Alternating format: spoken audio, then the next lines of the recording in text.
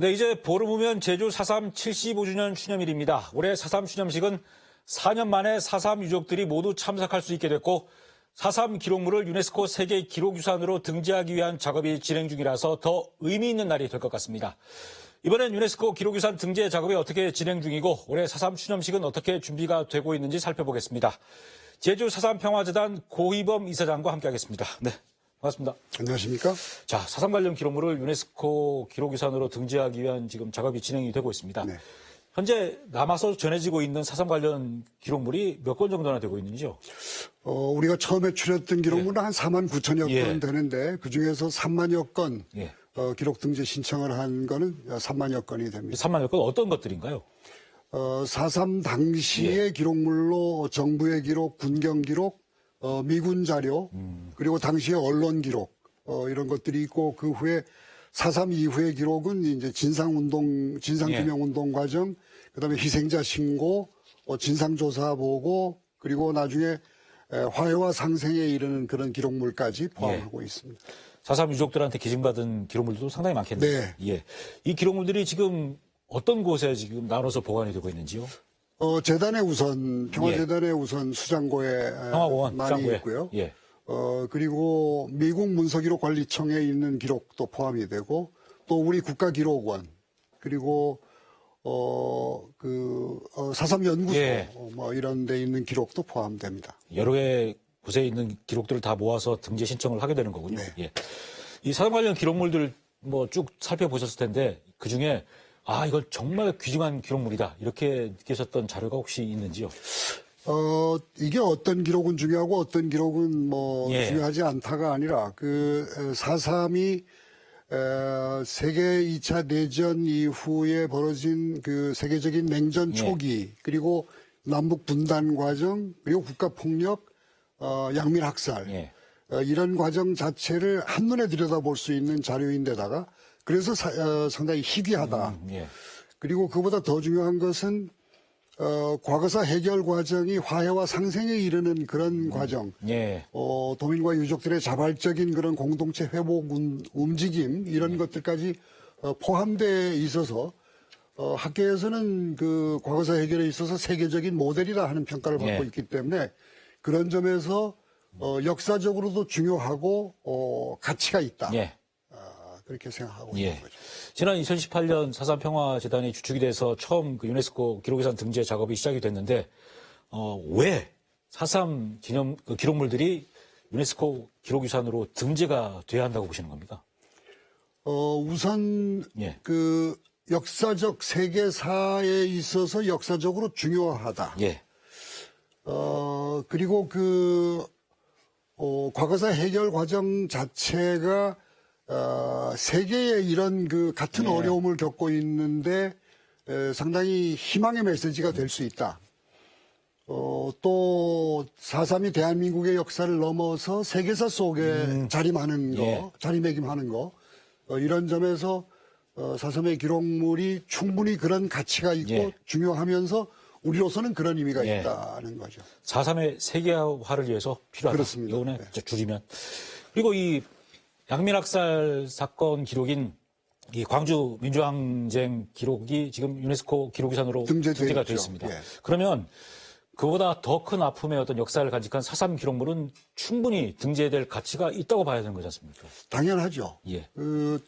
세계적으로도 그 국가폭력에 의한 그 피해 지역에서 그 기록물들을 등재한 경우들이 있는데, 우리는 국가폭력의 양민학살의 그런 기록을 넘어서서 해결 과정 그리고 화해 상생에 이르는 길까지 포함하는 것이어서 다른 이 국가폭력 피해 지역의 기록물들과는 조금 차별성을 더 갖고 있습니다. 다른 지역의 어떤 그 집단 양민학살 사건 이런 기록들은 피해 상황 이런 정도의 기록물들만 지금 등재가 되어 있는 거고요. 그 이후에 어떤 회복 과정, 상생 과정, 용서 이런 것들에 대한 기록은 없고 4.3은 이것까지 담아서 지금 등재 신청을 하시는 거고 그렇습니다. 그런 차이가 있군요.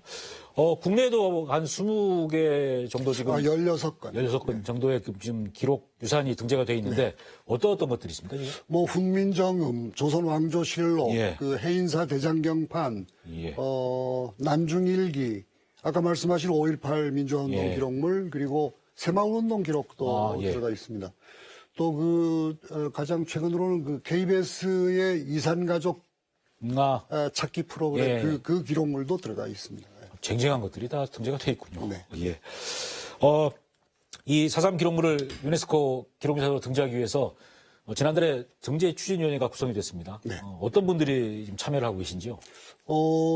세계 전문가들 또 4.3 연구자들 각계를 망라해서 예. 그저 고루고루 다 들어갔습니다. 예, 알겠습니다. 저희 JIBS에서도 이 유네스코 기록유산 등재를 응원하는 캠페인 방송도 내보내고 있는데 2018년에 처음 이 등재 작업을 시작할 때와 비교할 때 어떤 4.3 유족들의 관심, 제주도민들의 관심 정도가 어느 정도나 달라졌다고 보시는지요? 방송도 많이 되고 예. 그래서 잘 알려져서 이게 중요하다 하는 것들을 예. 대체로 공감하는 분위기입니다. 지금도 4.3 종합 시스템에서 응원 메시지 예, 온라인. 요거 예. 받고 있는데 전국에서 예. 응원 메시지 보내주고 있어서 상당히 고무적입니다. 예. 어떤 관련된 기록물을 기증하겠다 이런 연락도 혹시 오는지요? 그 캠페인도 이미 한 3, 4년 전에 예. 그 캠페인도 벌여서 상당수의 자료들을 저희가 확보했죠. 예. 저희가 유네스코 세계 자연유산으로 등재가 제주가 돼 있지만 유네스코에서 예산을 지원해 주거나 이런 거 아니지 않습니까? 근데 유네스코 기록유산으로 등재가 된다고 특별히 유네스코에서 도움을 주는 게 있나요? 이거는 예. 인류의 발전에 기여한 예. 기록으로서 세계가 인정하는 거하고 그다음에 적절한 보존 방법에 대한 그런 노력들을 기울이죠. 유네스코가. 예. 그 기록이 잘 보존될 수 있도록. 그리고 또 하나 중요한 것은 보편적인 접근성을 확보하도록 하는데 의미가 있기 때문에 세계 어느 곳에서도 4.3 기록물에 접근할 수 있도록 하는 그런 점들이 있습니다. 등재가 되면? 네. 예, 알겠습니다. 유네스코에 등재 신청을 하려면 일단 문화재청 심사를 통과를 해야 됩니다. 그렇죠. 그래서 지난달에 제주자치도가 문화재청에 신청서를 냈는데 네. 국내 여러 기록물들이 지금 신청이 돼서 경쟁이 만만치 않다고 들었습니다. 문화재청 심사를 4.3 기록물이 통과할 수 있는 가능성을 어느 정도로 보고 계신지요? 예, 경쟁하고 있는데도 만만치 않은 기록물들이지만 4.3의 기록물이 갖고 있는 역사적 중요성, 가치, 의미 이런 것들이 결코 다른 경쟁자들과 견주어서 떨어지지 않기 때문에 저희들은 조금 낙관하고 있습니다. 최근에 국민의힘 태영호 국회의원이 제주 4.3이 김일성 지시에 따라서 발생했다 이런 좀 망언 비슷한 것도 해서 논란이 됐는데 이런 4.3 흔들기가 혹시 문화재청 심사 과정에 부정적인 영향을 미치지는 않을까요?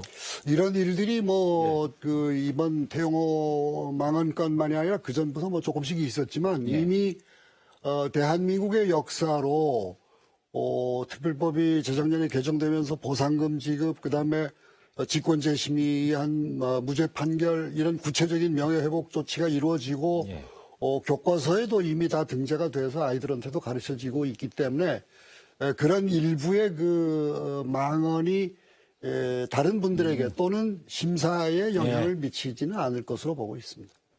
잘 됐으면 좋겠습니다. 네. 4.3 기록물이 문화재청 심사를 통과해서 유네스코 등재 신청 대상이 되면 이제 등재 신청을 하지 않습니까? 그 이후에 유네스코의 심사 일정들은 어떻게 진행이 되는 건가요?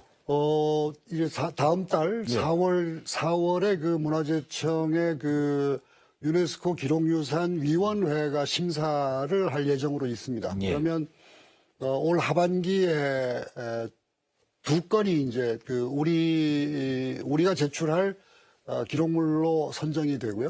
그러면 내년에 유네스코에 그게 접수가 돼서 내년 하반기에는 아마 결정되지 않을까. 내년 하반기에. 보통 하게 되면 몇 건 정도를 유네스코 기록유산으로 선정하는지요? 특별하게 그런 제한은 없는 것으로 알고 있습니다.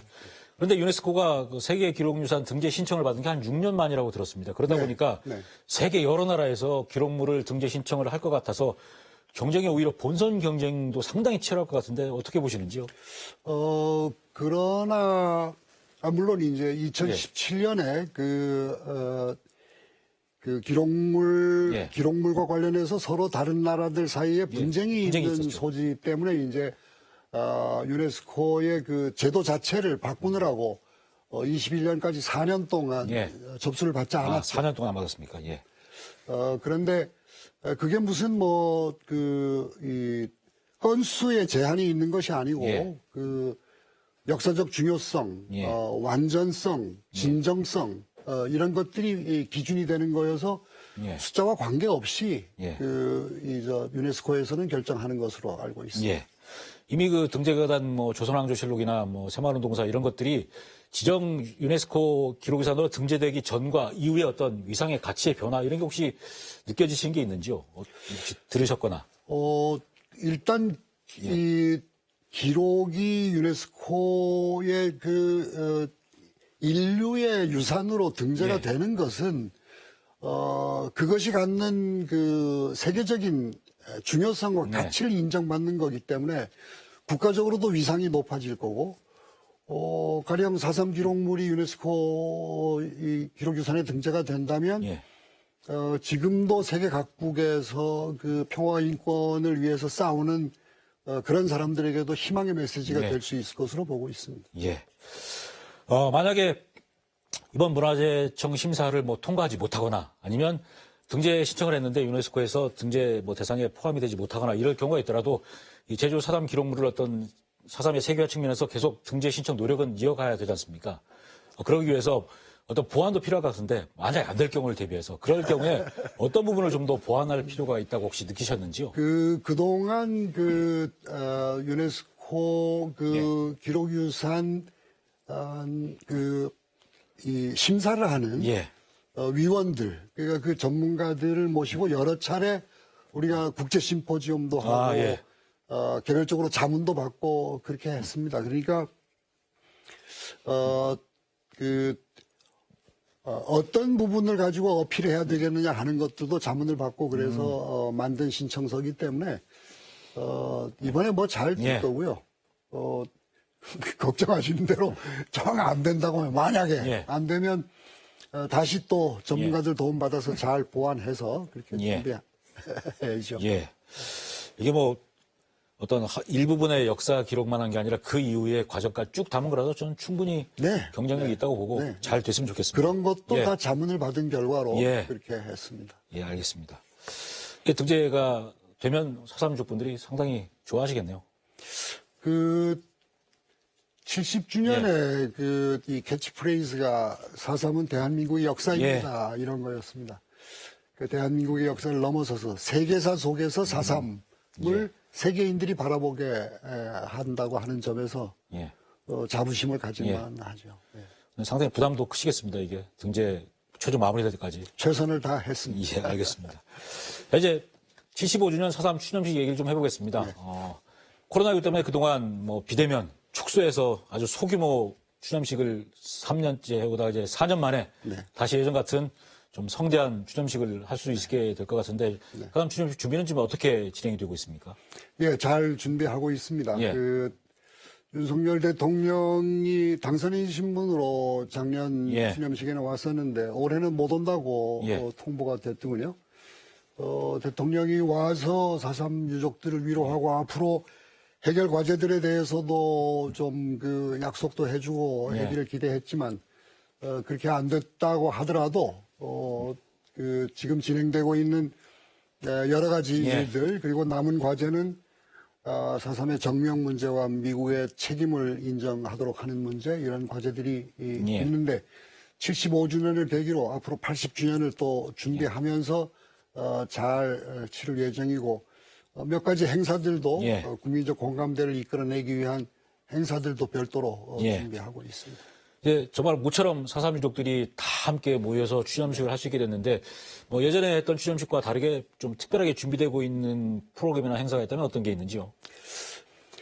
네, 그동안 이 비대면으로 예. 제한적으로 하다가 모처럼 상당히 많은 분들이 예. 전국에서도 오게 될 텐데 몇 가지 좀 다르게 그동안 행불인묘역에 매년 4.3 때 조화를 꽂았는데 올해는 생화를 꽂기로 했고요.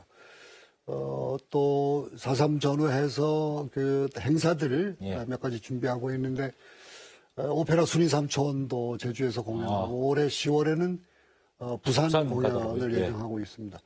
또 그동안 4.3과 관련해서 만들어진 여러 다큐멘터리나 예. 영화들 그동안 우리가 쉽게 접근하지 예. 못하던 영화들 상영하기 위한 영화제도 준비하고 있고요.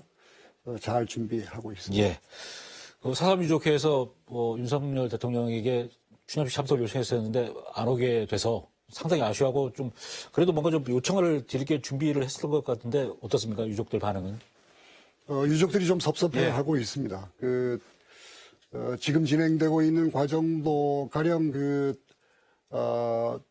직권재심 수행단도 일반 재심까지 직권재심하게 돼서 예. 인력이 좀 많이 필요한데 지금 2,530명 군사재판 수용인들 중에 671명밖에 무죄 판결 받지 못했고 거기다 일반 재판도 한 1,800명 정도 되는데 이분들까지 다 재판을 받으려면 뭐 여러 해가 걸릴 것이어서 그 인력 충원 문제라든가 또 몇 가지 부탁할 일들이 좀 있었는데 안 됐지만 다른 경로를 통해서 그런 부탁들도 하고 남은 과제들이 잘 이루어질 수 있도록 노력해. 그나마 최근에 좀 좋은 소식이 들린 게 4.3 당시에 부모가 희생돼서 친인척 호적에 올라가 있던 4.3 유족이 가족관계를 바로잡을 수 있도록 4.3 특별법을 행정안전부가 바꾸겠다고 했습니다. 요 돼서 좀 잘 된 건가요? 잘 된 거죠? 예, 우선 대법원 규칙이 먼저 바꿔져서 시행령을 바꾸는 데는 크게 어려움이 없었죠. 그 특별법이 아니라 시행령을 이미 고쳐서